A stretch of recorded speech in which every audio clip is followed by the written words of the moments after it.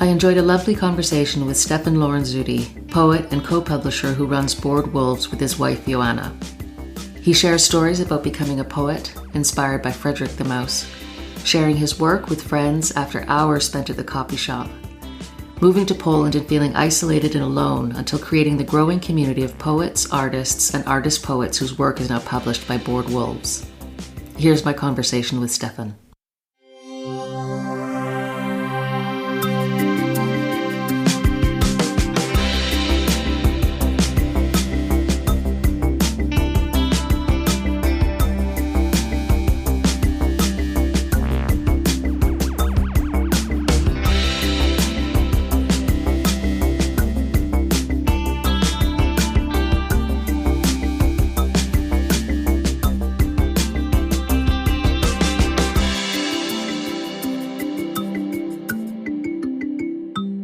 And then you're going to tell me your last name again, because actually I realized I don't know it. It is Lorenzutti. Lorenzutti. Oh, that's not true. It's in your Substack that article that you sent, Lorenzutti, Stefan Lorenzutti. Yeah. Okay. And I'm so happy that you were able to make time to speak with me today, because I'm really looking forward to hearing about your journey. Of course. And thinking about this conversation, I was kind of going back over, retracing the past 14 years in particular, but really going back to when I dropped out of college at 19, which was when a number of seeds were planted, leading up to me doing what I'm doing now, having just turned 40. It was actually cool to realize how little I remembered exactly. Yeah, it was a fun process because I'm still figuring out where I came from to understand fully why I'm doing what I'm doing now. But I do have a sense that there is this logical, organic continuity that's on my side. So this is really good for me too, because I'm pretty sure by the end of this conversation, I'll have actually remembered a few things, learned a few things about myself. I love that. Can we start then with what first drew you to writing poetry? Yeah, absolutely. And it's interesting because I was trying to remember actually in the lead up to this, when was the first time I was aware of myself writing a poem or sitting down to write a poem or ended up with something that was like, that's a poem. And I couldn't remember actually. I do know that I think the seminal influence for me, the most influential poet in my life was someone that I first encountered probably when I was about 2 years old. And that's Frederick the Mouse poet, from Leo Leone's classic picture book, Frederick, in which all the other mice are getting busy during the warm months. They're all hustling and bustling about getting food ready, storing it away for the winter. And Frederick is just sitting, and he doesn't appear to be doing anything. And the others are judgmental and they are reproachful. And they're like, Frederick, why aren't you doing anything? And he says I am doing something. He describes what he's doing. And so he's like absorbing colors and sounds. He's using his senses to store away his sensory supplies. And then eventually we get on to winter and the food's running out and everyone's bored and grouchy. And they say, Frederick, what about your supplies? And that's when he starts reciting his poems. And so everything he had stored up during the warm months, when it looked like he was doing nothing, he was storing it up for his poetry. And they say, Frederick, you're a poet. And at the end he says, I know it. He smiles shyly and says, I know it. And I think the example of Frederick must have stuck with me. I think he was this first example that we all gather supplies in our own way, and those supplies can be useful to the collective in addition to why we do it on an individual level. And so that notion of sensory supplies, and when all the more practical stuff starts running out, the thing that's considered impractical, right, can save us or get us through a tough stretch. I think it was when I was in college.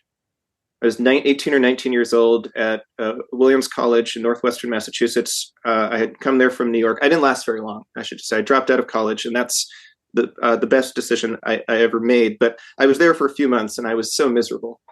It was an awful experience for me, just being in the sort of bubble, this cluster of entitlement that Williams College is, as so many Northeastern colleges are. I remember being in my room in this dorm where I just felt like under constant auditory assault, this whole world around me that felt so invasive. So I had my little room, and in that room, I kind of carved out this niche for myself with the the CDs I was listening to and the poetry chapbooks I was taking out from the library. I was desperately homesick also, and I was experiencing culture shock.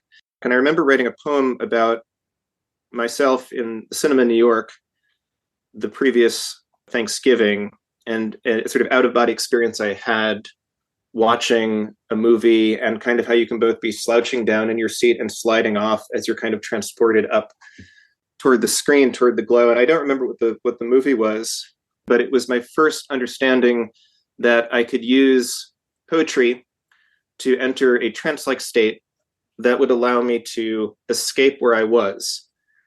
Not necessarily in an escapist sense, like avoiding, but to get myself out of it long enough to understand who I was and what I was doing on the planet, and when I felt most vital, that I could understand that even in the midst of a miserable situation. After I dropped out, again, I didn't last very long, just a few months. I dropped out, I went back to New York. I received a voice message from a friend, one of my few friends at college, and her name was Elizabeth, and she said that actually the journal had come out and she'd read the poem. I never saw it in print. She read it, and she said it made her think of me, that she really felt like it was me on the page. And that was pretty profound, actually, to realize that I could not be present, but even through a relatively short poem, I could preserve some aspect of who I am on the planet. Not clone myself, but that I could get some of my history and my genetic makeup and emotional makeup down on the page. Still as a poet, but also as a publisher. That's sort of like the driving force. To preserve something while keeping it vital. So not pinning the dead butterfly to the board, but preserving it in life. That's quite a beautiful way of being recognized through words by someone when you're not present, that somebody could read words and recognize you as a human being. That's a pretty profound thing. Yeah, I just got a shiver, actually, and just from, and then, I mean, it's important to guard against elements of ego and such, but it set me on the path of preservation through getting language down on the page. I do want to ask you, just it's a little bit of a tangent in a way, but what's your understanding of what poetry is? Because it's only been after decades of not being involved in poetry at all, sort of slightly dabbling in poetry now, I realize I actually don't know, because I had an image in my head of what poetry is, and that's not what it is. I don't think at all. Yeah. I think that there need to be like emergency, is symposia the plural? Emergency symposia called everywhere, to break down the wall that especially academic poetry circles have built around poetry. For me, poetry is no more complex and no less profound than distilling the essence of existence, in particular, a specific time and moment on this planet or in this universe or somewhere in between, sort of nailing the essence of that moment, and in the process, ending up covering what it might take, like an academic philosopher, a really complicated treatise to describe, but actually it can be there in a haiku by Basho, just by describing what he saw happening in front of him at a specific moment in time during his lifetime. I think the greatest compliment I ever received for my poetry is when somebody says, I don't normally read poetry, but I read one of your poems and it really hit for me.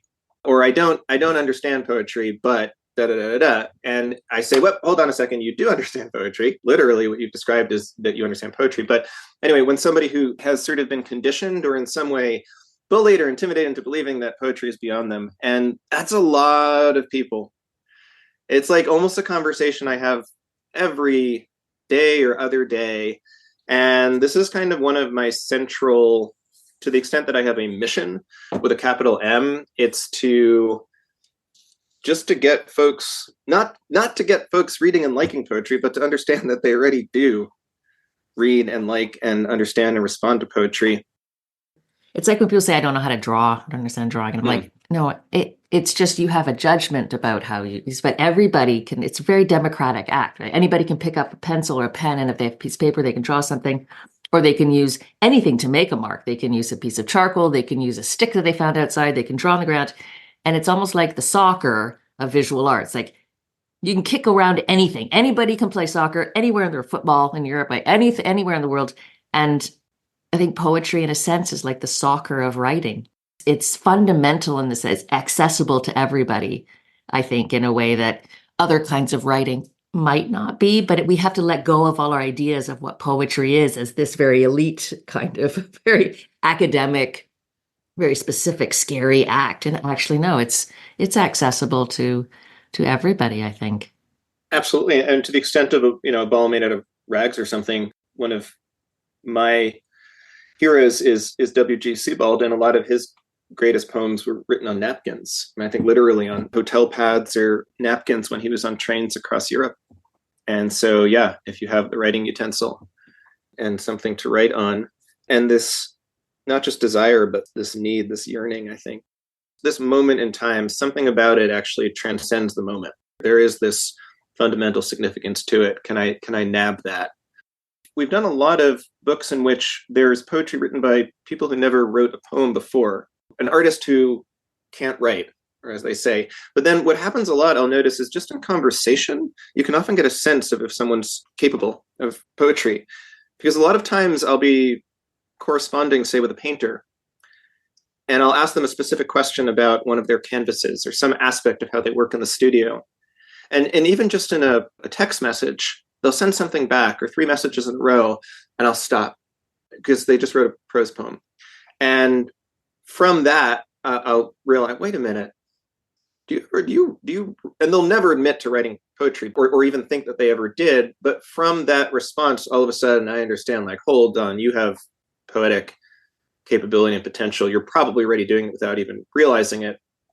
The seed for poetry is there at every single moment. And I think especially in particular when somebody is predisposed toward or already striving to etch and pare down, isolate, and whittle existence in some other medium. Do you still write poetry before we talk about publishing? Yeah, I bang out the occasional poem. No, I mean, I don't have very much time, but I still do write poetry sort of in the margins of my day.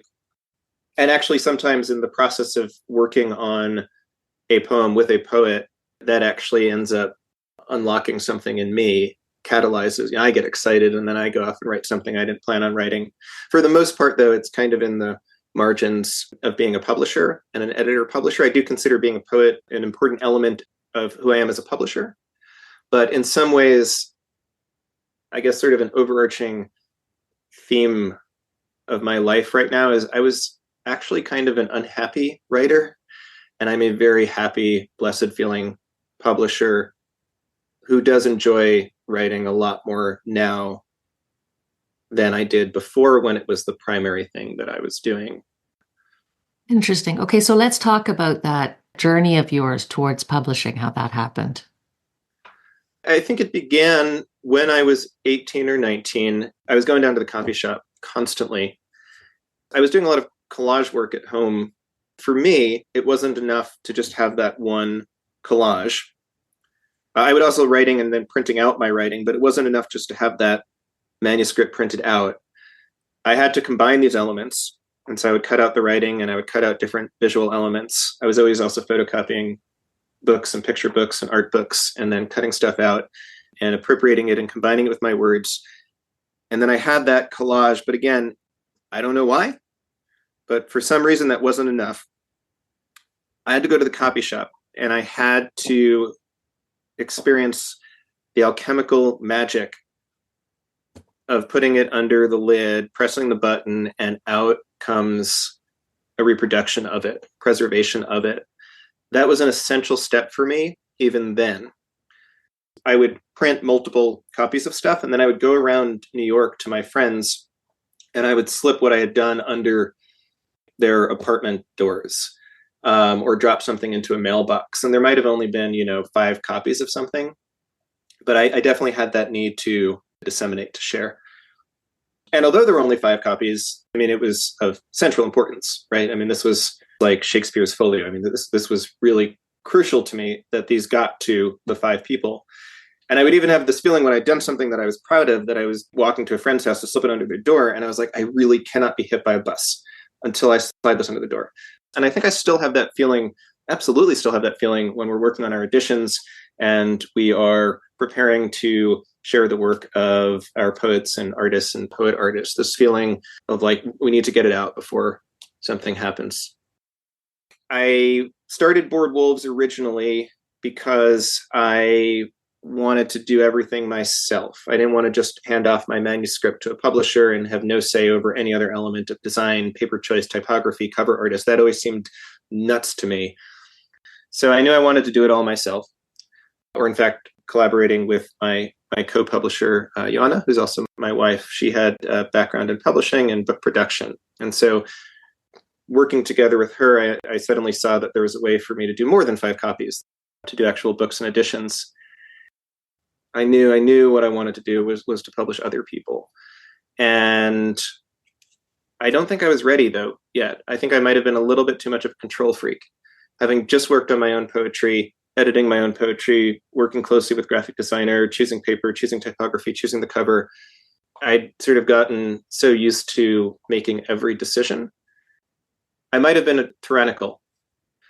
But then at some point, the pandemic actually, that's when I began to realize the dream of publishing other people. And it sort of happened by accident. It was unplanned.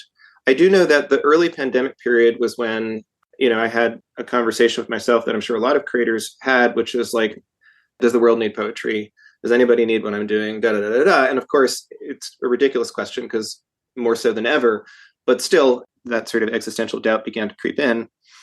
And yet I had this urge to create something. And I made a little chapbook of my poems called The Doll Maker. And actually in making it, I realized that I wasn't making it in spite of pandemic or in spite of the situation. I was making it because of that. There would always be this essential, desperate urge, need to create and to share, to put marks on paper and to share those marks on paper. And one day, one of my best friends on the planet and a great inspiration to me, a Turkish poet named Sevinç Çalhanoğlu, she was graphing her life during the pandemic. There would be different categories, like, for example, restlessness or productivity. And she put on Instagram a picture of some of these graphs. The categories were in Turkish. I caught the story in like the 23rd hour of this 24-hour post, right before it vanished. And this is why you should always check stories, especially because so many artists and writers will put stuff in story that they're maybe too shy to share anywhere else. They say, okay, it's ephemeral, it's gone, so I can share it. So you'll see stuff there that will never show up in a portfolio.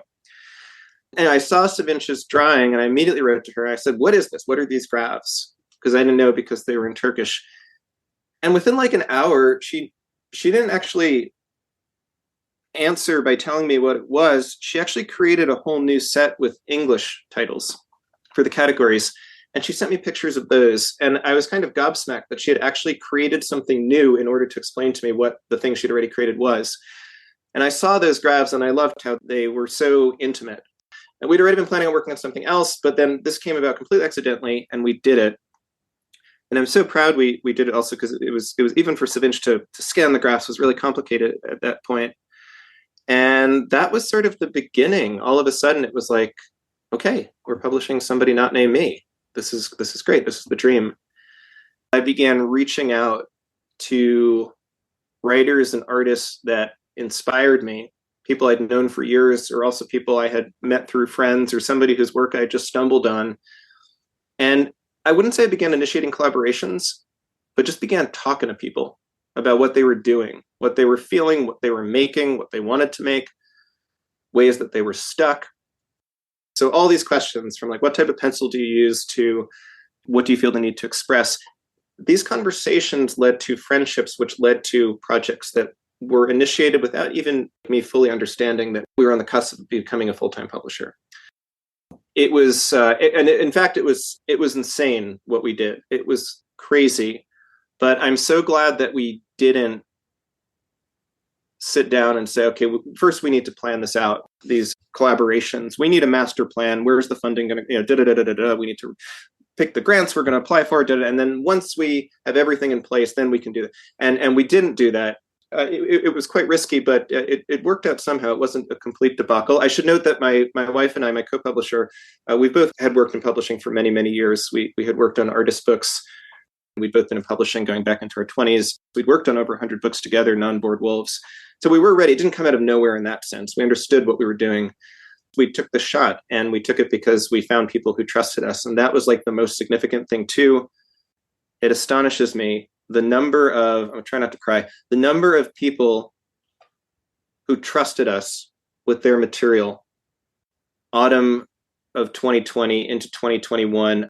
I'm looking off to the right here. Obviously, this won't be apparent in the audio, but because I have all the books here, actually, and it's sort of this timeline helping me keep track of what happened when, but I see the books and I see the people, the creators, and I see those books we did in 2020, and I'm sort of astonished that Savinch and all the others trusted us.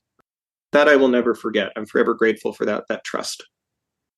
So as I'm listening, so that word trust obviously is really important. And I'm thinking back to when you said, for you, the idea of submitting your work to a publisher just wouldn't work for you. You wanted to be so engaged. How could you let somebody else make decisions about how it was going to look, what the cover would look like? So what do you think, that you can establish that relationship with a writer? Because that is what they're doing. They're handing over to you a lot of the decisions that that you as a poet is very hard to hand over. So how do you establish that trust so that they say, okay, Stefan, like, yeah, I feel like you would make the decisions that I would make. So you go do that. It's gloriously hypocritical of me.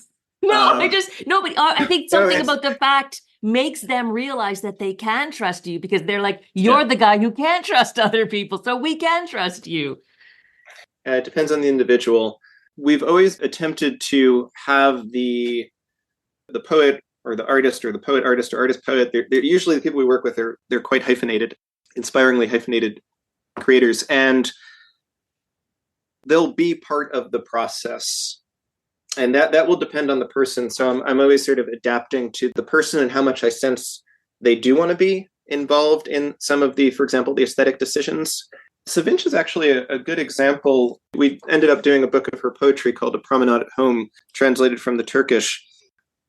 The decisions that I was making aesthetically, that was really an ongoing conversation with her, and the art that would be in the book, which was her art. But then we actually ended up using a painting by a friend of hers on the cover, which is kind of unusual that you would have the poet, who is also an artist, doing art inside, but another artist would do but it made sense. There was a story, there was a connection between it. And that came out of talking with Savinch. And then Savinch got excited about using the work of her friend Ushun, and she sent it to me, and I understood it made sense, and it was a beautiful painting, and we ended up using it. It mattered to me that it mattered to Savinch. Her excitement about the ways in which Ushun's painting resonated with Savinch's poetry, that was significant to me. I think something I say a lot, which I'm proud of, is your call to a poet or an artist. Your call. What do you think? Because I really do trust the people we work with. And so it's finding this balance between, I have a very specific sense of what I want a Board Wolves book to be like, both in terms of substance, but also especially as a tangible object. So I'm thinking all the time about tactility and our books as physical objects, and what it feels like to have in your hand, in your lap, what it feels like when it's under your pillow, when you're really into a book and you put it under your pillow at night. Our standard dimension of 12 by 17 centimeters was based on, I always hike with my books that I'm reading, or my favorite books that I always reread. And the side pocket of my favorite rucksack was the perfect dimension for a book to fit in. It was 12 by 17. So there's a very specific ambulatory basis to our books as physical objects. So I have a very specific sense of that, but I don't want to impose it. I love hearing somebody talk about books as actual physical things, because I don't think I will ever make that transition. But it doesn't have to be a physical book versus an ebook, because I'm sure ebooks have their uses for people who use them for whatever it is. But I will die with my books beside me, and I can find a book because I know the color of its spine. I see a book and it reminds me of where I was when I read it, or how I felt when I was reading it. And so hearing somebody speak about books, it just gives me so much hope that we will always have real physical books that we can touch and cherish. I honestly cherish my books. I think books are proving they're pretty Pascally enduring. Other technologies have come and gone. It's an evergreen technology. the printed book. Other things can supplement. So I'm not Yes, anti-ebook. Yes. They can supplement. That's fine. But yes. they cannot replace. Very important. Yes. And I agree. Very important not to create false choices, especially when it comes to dissemination. And I love the idea of you as a young person just making these copies and being on an absolute desperate do or die mission to get them under the. I feel like you're still that. That's what you're doing with every book that you publish. You're like, I got to get this book finished and put it out in the world. Absolutely. Because we transitioned to becoming a full-time publisher during the pandemic, there were global paper shortages. All the pulp that might have gone to paper and boards for hardcover books, et cetera, was going to packaging. And so there was a paper shortage. And we basically, from one week to the next, we did not know if we would be able to print. And so we really got into this mode of, if we can make the book now this week, we finish it and we go to the printing house, because 2 weeks from now, who the hell knows what's going to happen. There's a line between like panic, maybe like urgency. Let's say urgency. I like urgency because that also speaks wolf to me. That's the board part I don't see as much, or maybe that's from the past, but the wolf, I definitely see the wolf today. I can explain the board. The board's actually kind of fundamental to who we are. The board really refers more to a sense of malaise. It's when you have a yearning. I emigrated from New York in 2010. We settled here in Krakow, Poland. And I came as this poet and the guy running around at the copy shop making these editions. Nobody cares, unless maybe somebody won a prize or something. Like, no one cares. You start from scratch. It took 9 years. Now we're never bored. And we're working on so many editions, and we have our next 30 books in development, and we're working with collaborators, creators in 16 different countries. And I feel so blessed. I feel so fortunate that I can wake up every morning and reach out to all of these people we're working with, or they reached out to me overnight. I've never for a second, though, forgotten that feeling of being bored, of being lonely, of being creatively stuck and with no outlet, of feeling so alone and isolated. Fast forward now, it's the opposite, but I keep the board as a reminder never to take collaboration for granted, not even for a second. So that's where the board is from. Did you speak Polish when you moved? I didn't. Asha, my again, she's my wife, but it's very important. She's my co-publisher. That first and foremost. She was Polish, and we were going back and forth between New York and actually Warsaw, and then Poland. Krakow had always been a very magical city to me, so we decided to settle. But I did not speak Polish, and I was a totally random human here for many years. I can't imagine that would be incredibly isolating. So you have the experience of moving to a country where you don't speak the language, you don't have connections to people, and then COVID comes, and then you're literally, but although maybe that's when things in a sense come together, because your community is global. Your community is all these people that you've connected with all around the world, which is incredible. And I love that. And you used actually like one of the most important words for me. I'm actually surprised that I haven't used it so far, community, because that's exactly what happened.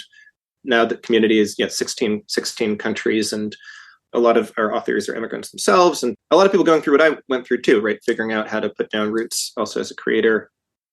I think especially at this moment in time with publishing, it's like there are communities and there are conglomerates. And so we're on the side of the communities. Congratulations, because it's a huge accomplishment.